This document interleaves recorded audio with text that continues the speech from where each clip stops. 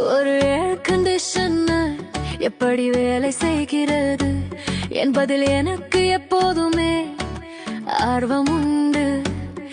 அது நேரடியாக குளிர் காற்றை வெளியேற்றுவதில்லை.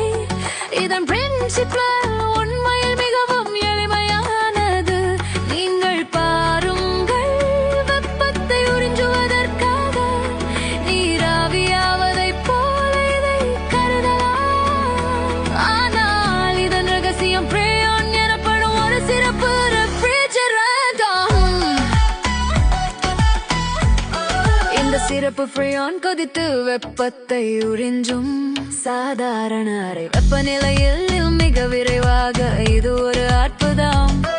இந்த முழு செயல்முறையும் ஒரு தொடர்ச்சியான சுழற்சியாகும். இந்த ஃப்ரேயான் எப்போதும் நகர்ந்து கொண்டே இருக்கும், ஒருபோதும் சும்மா இருக்காது.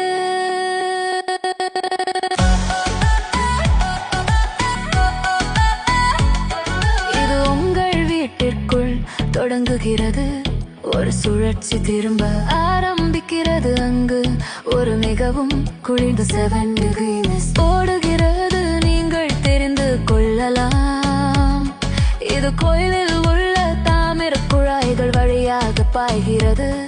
இது சூடான காற்றுடன் தொடர்பு கொள்ளும் போது உறிஞ்சும் பணியை செய்கிறது.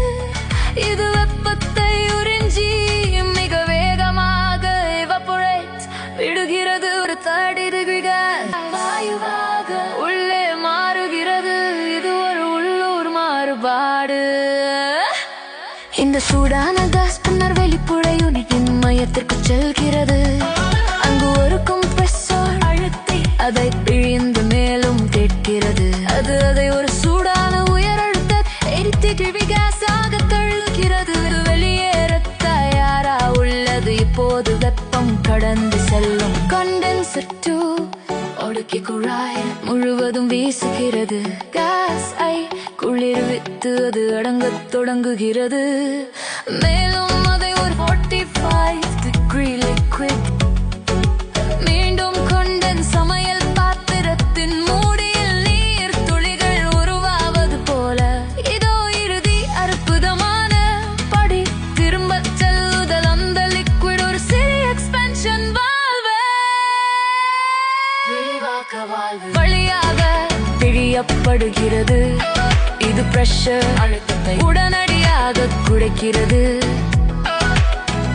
மீண்டும் அந்த மிகவும் குளிர்ந்த 7 degrees ஆக மாற்றுகிறது.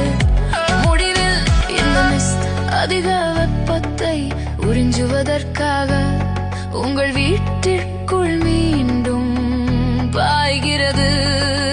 மற்றும் இந்த சுழற்சி மீண்டும் மீண்டும் தொடர்கிறது. எவ்வளவு இனிமை உங்களை குளிர்ச்சியாக வைத்திருக்கிறது.